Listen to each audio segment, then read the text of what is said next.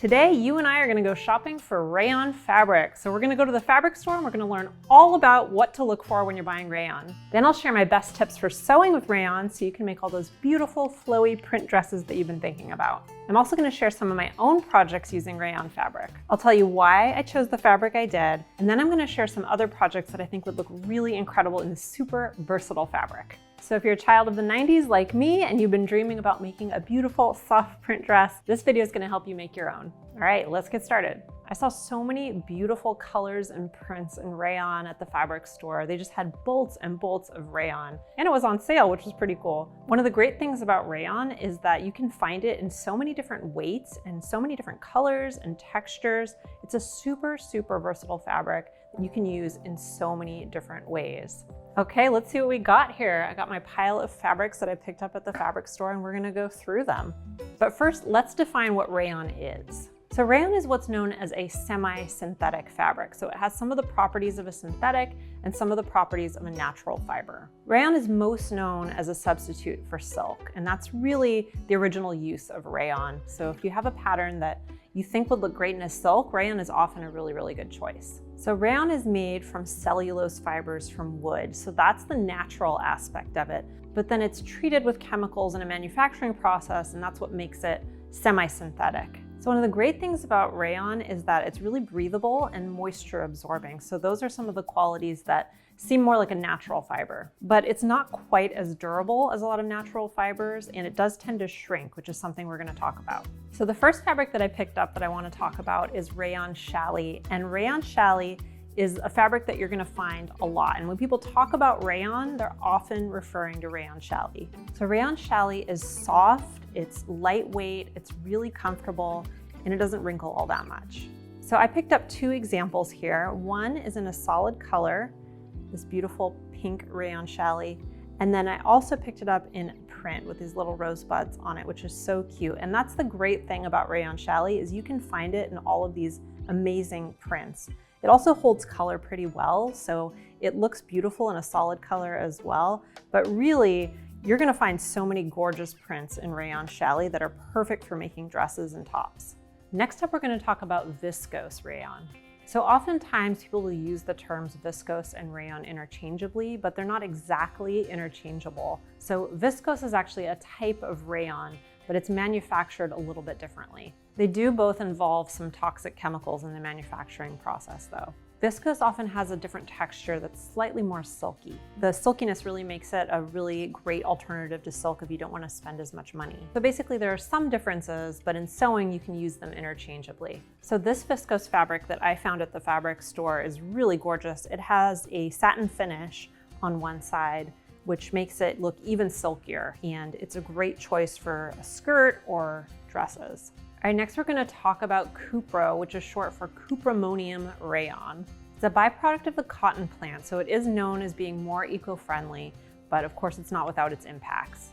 Cupro has a gorgeous silk-like texture, and much like silk, it takes dye really, really well. So Cupro is another really great substitute for silk if you're going for that kind of silky look. Next we have Lyocell, and the brand name that you'll often see is Tencel, and it's considered a more sustainable fabric. So Lyocell will be a little bit stronger than rayon challis, and it'll have a little bit more body as well. So it's still a drapey, flowing fabric, but it has a little bit more heft to it and a little bit more weight in the hand. And Modal is another semi-synthetic that's made from beech trees. And beech trees take less water to grow. Modal will be most commonly found in a knit rather than a woven, and it makes beautiful, luxurious t-shirts. You can also use it for dresses, for underwear, for activewear. It has a lot of uses and it feels really, really nice on the body. And speaking of knits, you can also find rayon knits, and they're often blended with other fibers. So you can find rayon cotton blends, rayon linen blends, all sorts of blends, or you can just find rayon knit fabric. So this is a really pretty rayon knit that I bought, and you can see that it's very, very drapey. It has a lot of drape to it, and it doesn't have as much heftiness as a lot of other knits like a cotton knit would. So if you're looking for something that's really fluid and flowy in a knit, rayon's a good choice for that, but not so much if you want something that has a lot of structure to it. So for example, let's say I was gonna make a t-shirt. If I wanted something that was gonna be kind of structured and boxy, I'd probably go with a cotton or a cotton blend of some kind. If I wanted something that was gonna be kind of bigger and flowy and just kind of drape over the body, that's where I might choose a rayon fabric. And that's not all. You'll find all kinds of rayon fabric. So rayon is really, we're talking about the fiber here. So when I was at the fabric store, I saw rayon suiting that looked a little bit more like wool or cotton. I even saw rayon gauze that looked pretty much like cotton gauze. It's really one of the most versatile fibers that you're gonna find. So now let's talk about how to treat rayon before you sew with it. So you're gonna wanna machine wash alone using cold water and a gentle cycle. So remember earlier when I said that rayon is prone to shrinking? So this is a way that you can kind of circumvent that. So you want any shrinkage in the fabric to be removed before you sew with it, because if it shrinks after you've sewn your garment will obviously be smaller, but if it shrinks before you cut it out, you don't have to worry so much about shrinkage in the future. So according to Sandra Betzina, who is my goddess for all things fabric, you should wash it alone because that minimizes grain distortion. So don't wash your dirty socks with it. Then you want to machine dry, but take it out when it's damp and then press it until it's dry. All right, now let's talk about cutting rayon. So we've talked a lot about how rayon is very flowy, and that's beautiful. It's a lovely quality, but that's also what makes it really, really slippery and hard to cut. So here are a couple tips that are gonna help you.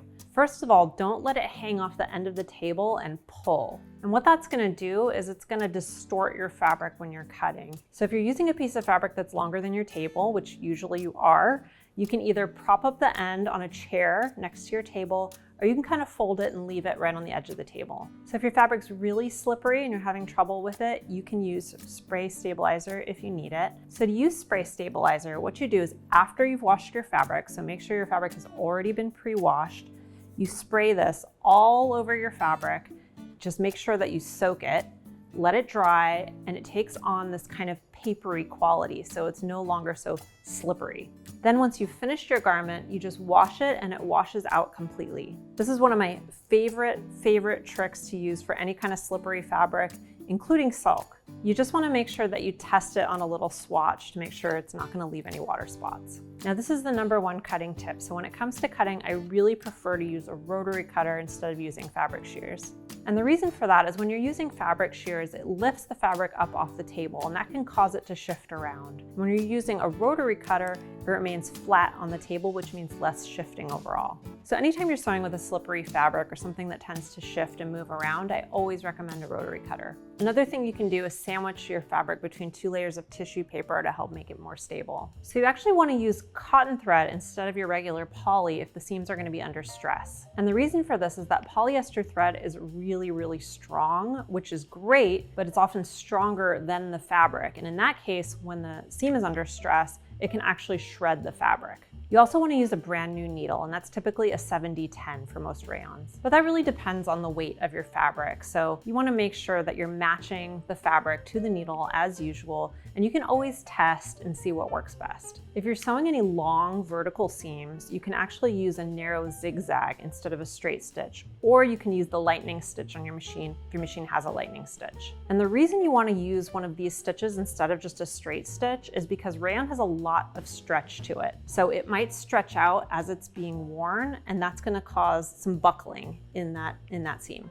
The zigzag or the lightning stitch allows for a little bit of stretch in the seam, so it'll give width the fabric. So imagine a seam kind of bouncing back as you move rather than buckling. A good way to finish your seams when you're sewing with rayon is to either serge or zigzag the edges and then press them open. You can also choose to switch to a 3-thread overlock with your serger if you want. So that's removing one of those threads. And the reason you might want to do that is it's a little bit less bulky and it'll be a little bit less prone to shredding. So if you're using a really fine rayon, that can be a really good move.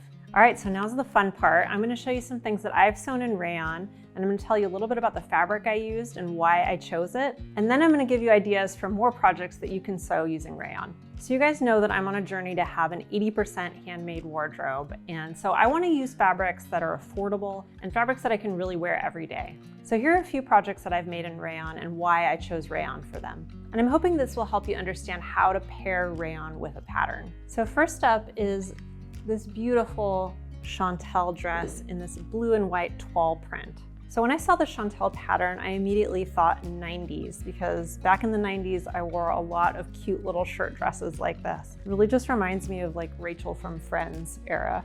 And to get that look, I really needed something that was going to be flowy and have that kind of flirty, shape-hugging sort of vibe to it. So this fabric is a rayon challis, and it has a really nice buttery soft hand. And I also knew I wanted a floral print, and rayon challis comes in just such a wide range of floral prints. You can find pretty much any kind of floral print you want. So that's why I chose it for this dress. Next up is Ash, and this dress is also made in a rayon challis. It's really similar in texture to that last chantel that I showed you. And for this, because it's a slip dress, I wanted something that was gonna be really soft, really flowy, have that kind of silky look and feel to it, but I didn't want to use silk because I know from personal experience that if I make a dress like this in silk, it's going to sit in my closet and only be worn on special occasions. I'm not going to wear it every day. But with rayon, I feel really comfortable wearing it every day. And this is also something that I wanted to wear in hot weather, and rayon is just so breathable and soft and cooling in hot weather.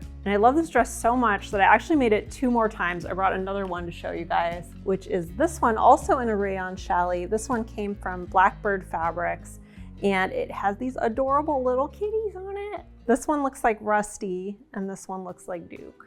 And then finally, we have my tried and true Joss pants that I wear all the time. And this is actually a viscose rayon. So it has a little bit more of a silky feel.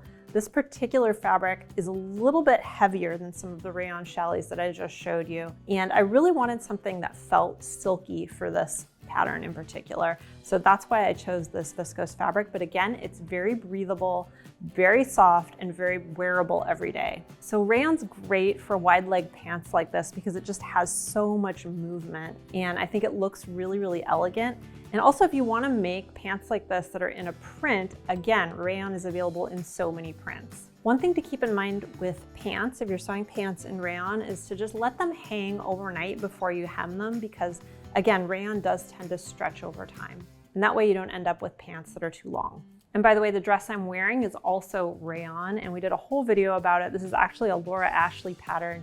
If you want to see that, I'll link that video below. So if you want to make something in rayon, there's a lot of choice. You can make a lot of things in rayon, and you want to choose something that has some nice drape and flow to it. So here are a few ideas. One of them is the Frankie dress. This is a personal favorite of mine. It has this beautiful inset waist, and it has these long sleeves and a little bit of gathering up here.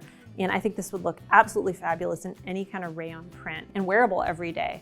If you're thinking about making a blouse, again, you have tons of choices, but one that I really like is the Danielle blouse, which has this gorgeous ruffle all around the neckline. And this one is actually made in a Telio slub challis, so it has almost kind of like a linen look to it, but it's actually rayon, so that's another choice. And finally, we have the Sloan dress. I absolutely love this dress. And again, we did a whole video on the Sloan dress, which we can link below too. But the Sloan looks beautiful in a rayon print, and it really shows off the print very, very well. It has these fisheye darts in front and these little pleats. I just think it looks so gorgeous in a bold print like this. So Sloan actually has a zipper in the back, and that brings me to another tip I want to share with you guys, which is that sometimes when you're sewing with rayon or any kind of really lightweight fabric, you can have a problem with the zipper sort of buckling. So we talked about buckling a little bit earlier on seams, because zippers are, obviously they're on zipper tape, and zipper tape can be kind of stiff. And you have this difference between the stiffness of the zipper tape and the softness and the flowiness of a rayon fabric, and that can cause it to buckle. So to combat that, what you can do is just apply some strips of interfacing into the seam allowance before you sew the zipper in, and that'll stabilize the whole seam so you won't get that buckling. And if you want to learn more about sewing with silk, be sure to check out this video next, where I cover everything you need to know about sewing with silk. And stay tuned for more videos on sewing with all kinds of fabrics really soon.